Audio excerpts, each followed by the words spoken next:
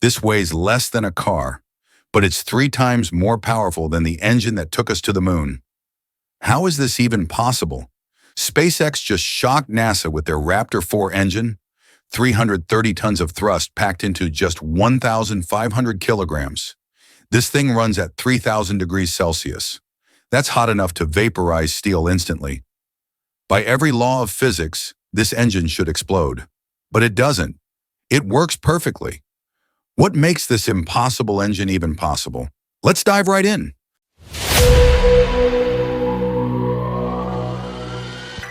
Here's something that will blow your mind. 5 years ago, SpaceX's first Raptor engine was a 2,000-kilogram monster that could barely push out 185 tons of thrust. Today, they've built something that weighs 25% less, but produces nearly double the power. How is that even possible? The answer lies in a philosophy that NASA thought was insane. Instead of spending decades perfecting a design on paper, SpaceX builds, breaks, and rebuilds. They've literally blown up hundreds of engines just to learn how to make them better. And it's working. But this isn't just about building better engines. This is about rewriting the fundamental laws of what we thought was possible in rocket science. Let's go back to where it all started. SpaceX's first engine, the Merlin, was like driving a Honda Civic. It worked, it was reliable, but it wasn't going to get you to Mars. With just 190,000 pounds of thrust, it could barely lift a school bus. The Merlin had one thing going for it, though: simplicity. It was what engineers call an open-cycle engine. Think of it like this. You take some fuel, blow it up, and throw away half of what you just burned. Wasteful? Absolutely. But simple to build? You bet. This worked fine for getting satellites into orbit. But SpaceX had bigger dreams. They wanted to send 100 people to Mars. And for that, they needed something completely different. They needed an engine so efficient it could use every single drop of fuel, so powerful it could lift entire cities, and so reliable it could fly hundreds of times. The problem? What they wanted had never been built before. Everyone said it was impossible. Here's where SpaceX did something that made every rocket engineer on Earth think they'd lost their minds. Instead of burning fuel once and throwing it away like the Merlin, they decided to burn it twice. This is called full-flow stage combustion, and it's rocket science at its most insane. Imagine trying to juggle chainsaws while riding a unicycle. That's basically what this engine cycle does. You take your fuel, burn some of it to power massive pumps, then take those hot gases and burn them again in the main chamber. The result? Zero waste. Every molecule of fuel gets used. The efficiency gains are staggering. Like going from a gas-guzzling truck to a hybrid that somehow produces more horsepower. But here's the catch that everyone warned SpaceX about. The temperatures and pressures involved are so extreme they can melt most known materials. The pre-burners alone reach 600 bar of pressure. That's like having the weight of 600 cars pressing down on every square inch. Most engineers said it couldn't be done. SpaceX said, "Hold our coffee," and did it anyway. Want to know what's really happening inside Raptor 4? Picture this. The combustion chamber operates at 350 bar pressure and 3,000 degrees Celsius. That's not just hot, that's vaporized steel in seconds, hot. It's hotter than the surface of some planets. To put this in perspective, if you took a penny and dropped it into this engine, it wouldn't just melt. It would turn into gas before it hit the chamber walls.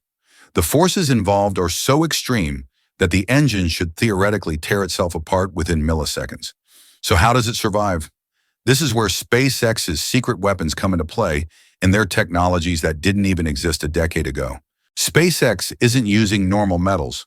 They've developed what can only be described as materials from the future. The combustion chamber uses something called Inconel 718 and advanced variants like SX500. These aren't just heat-resistant. They're designed to laugh in the face of temperatures that would destroy titanium. But even these super alloys aren't enough. The real magic happens with the cooling system. Liquid methane races through thousands of microscopic channels carved directly into the engine walls. It's like having a network of tiny rivers carrying away heat at incredible speeds. And here's the kicker. This isn't just some theoretical design. SpaceX is manufacturing these components using 3D metal printing technology that's so advanced, they claim to have the most sophisticated metal printing capabilities on Earth. They're literally printing rocket engines that can survive conditions that would destroy most materials known to science. But materials and cooling systems alone didn't create this miracle. The real breakthrough came from what Elon Musk calls the algorithm, a design philosophy that sounds simple but is revolutionary in practice.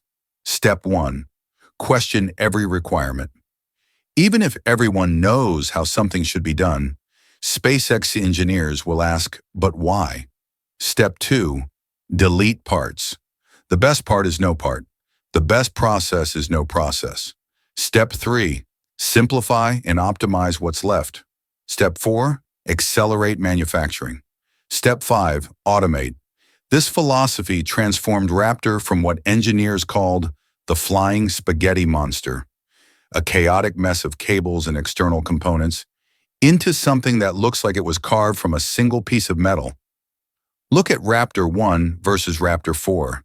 It's like comparing a 1980s computer that filled an entire room to a modern smartphone. Same basic function, but one looks like it came from an alien civilization. Here's where things get truly mind-bending. As SpaceX made their engines more powerful, they also made them lighter. Raptor 1 weighed 2,000 kilograms. Raptor 4 weighs just 1,500 kilograms. That's 500 kilograms less despite producing 80% more thrust. This defies everything we thought we knew about engineering trade-offs. Usually more power means more weight. More complexity means more components. But SpaceX figured out how to have their cake and eat it too. How? By integrating components that used to be separate. Those thousands of external cables and pipes, they're now built directly into the engine structure itself. It's like the difference between wearing a backpack full of gear versus having everything sewn into your clothing.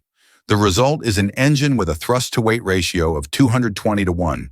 To put that in perspective, the famous Merlin 1D has a ratio of 180:1. The legendary F1 engine that took us to the moon, it maxed out at around 94:1. SpaceX didn't just improve on existing designs, they obliterated the competition. But here's something most people don't realize. The real breakthrough isn't just in the engine design, it's in how they build them. SpaceX has turned rocket engine manufacturing from medieval blacksmithing into something resembling a smartphone production line.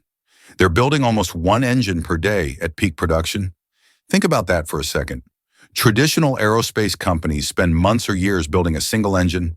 SpaceX churns them out like Toyota builds cars. Each engine goes through brutal testing until it either performs perfectly or explodes. Either outcome teaches them something new. They've blown up hundreds of engines in the pursuit of perfection, and each failure makes the next generation better. This isn't just about speed, it's about cost. Those earlier Raptor engines cost around $250,000 each. Musk's target for Raptor 4? Get it down to $230,000 or less through mass production. When you're planning to build thousands of these engines, every dollar saved multiplies exponentially. Why go through all this insane complexity? Why push the boundaries of physics and engineering to their absolute limits? Because everything about Raptor 4 was designed with one goal in mind: getting to Mars and back. Mars changes everything. You can't use kerosene-based fuel because there's no oil on Mars. You can't use hydrogen because it's impossible to store for long periods and leaks through solid steel. Methane is the only fuel that checks all the boxes. It can be produced on Mars from the atmosphere, it stores easily, and it burns clean enough for hundreds of reuses. But using methane means you need those insane pressures and temperatures to get maximum efficiency.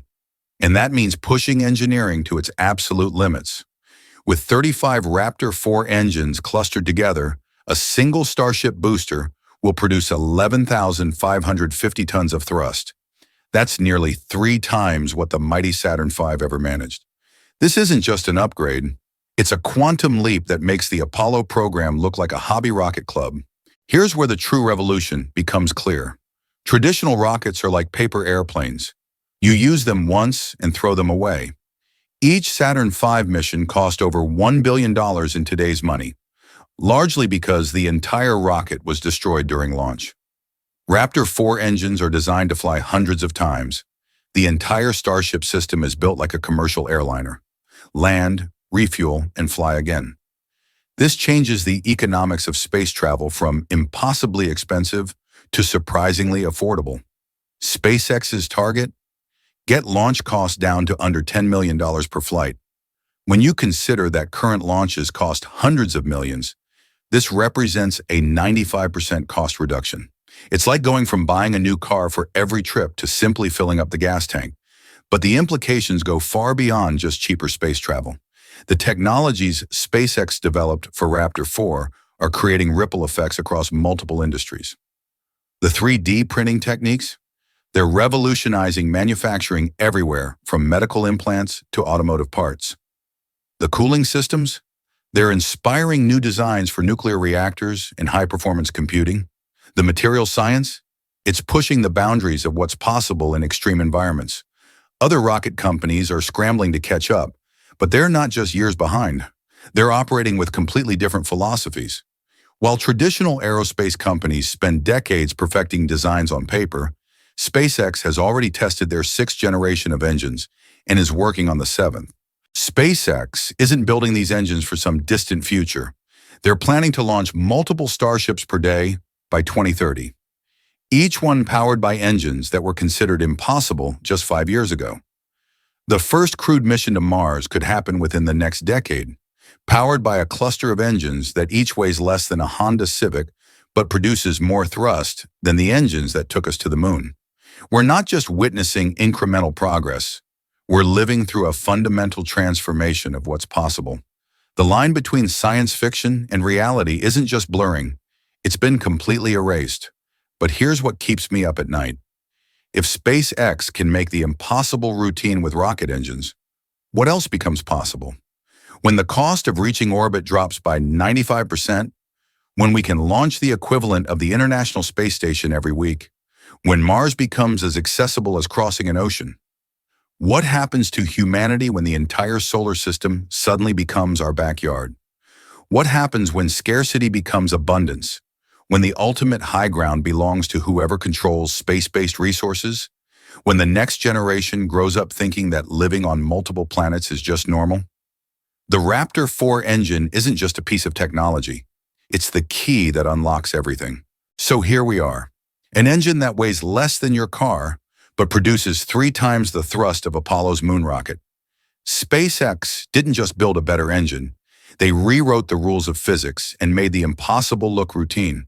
But this is just the beginning. Raptor 4 is the key that unlocks everything. Mars colonies, asteroid mining, a true space economy. We're living through the moment when humanity becomes a spacefaring civilization.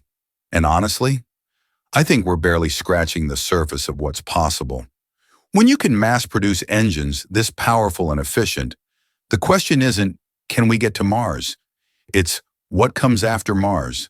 Speaking of what's next, we're diving deep into how these engines will change the entire Mars mission timeline in our next video. The numbers will shock you.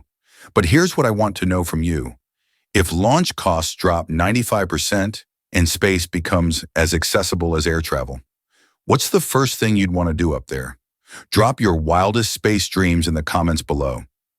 The future is happening faster than we thought. Are you ready for it?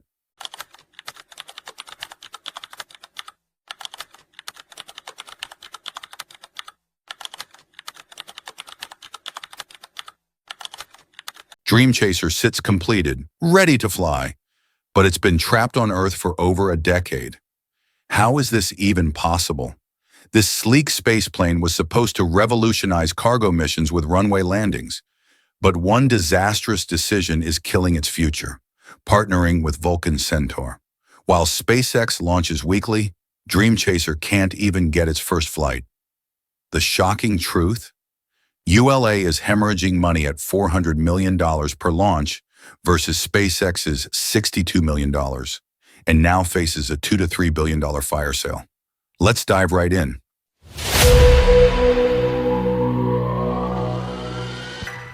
Back in 2011, when NASA retired the space shuttle, America faced a humiliating reality. We couldn't send our own astronauts to space anymore. Russian Soyuz capsules became our only lifeline, at $90 million per seat. But what if diplomatic relations soured? What if Russia decided to cut us off completely? NASA's answer was brilliant. Fund multiple private companies to build competing spacecraft. Never again would America depend on others for space access. SpaceX got a contract. Boeing got one too. But NASA wanted insurance against failure. They wanted a third option that could revolutionize how we return cargo from space. Enter Dreamchaser, Sierra Space's elegant spaceplane. Unlike capsules that splash violently into oceans, Dreamchaser would glide home like an airplane, landing softly on runways. Delicate experiments could survive the journey. Temperature-sensitive materials would stay pristine. It promised to bring back the grace of the space shuttle era, but smaller, cheaper, and truly